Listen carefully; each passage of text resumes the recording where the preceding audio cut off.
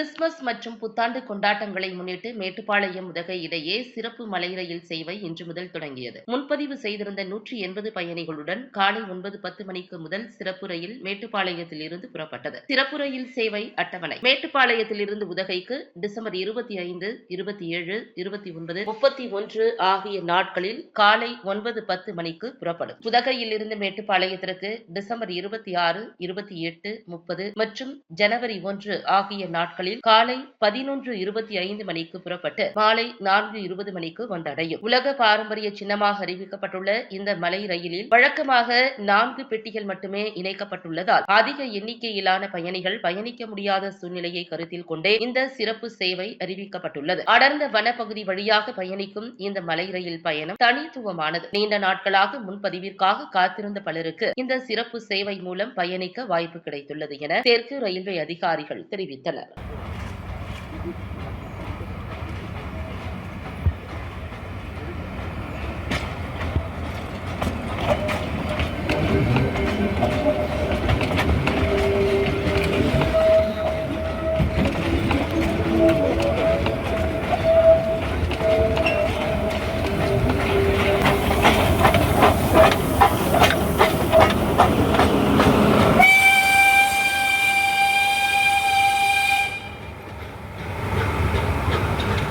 என் பேர் லோகநாதன்.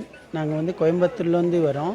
இந்த ஸ்பெஷல் ட்ரெயினில் போட்டிருக்காங்கன்னு சொல்லி கேள்விப்பட்டோம். கிறிஸ்மஸ் அண்ட் ஜான்வரி ஃபஸ்ட்டுக்காக, new இயருக்காக.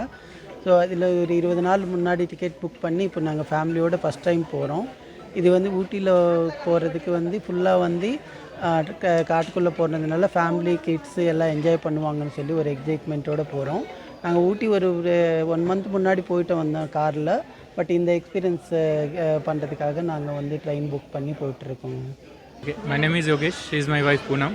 So this is first time we came to Kunnur and Chennai. So from IT Punyam we heard there is a toy train going to Kunnur. So we are expecting some good views in the hills and some natural beauty along the way.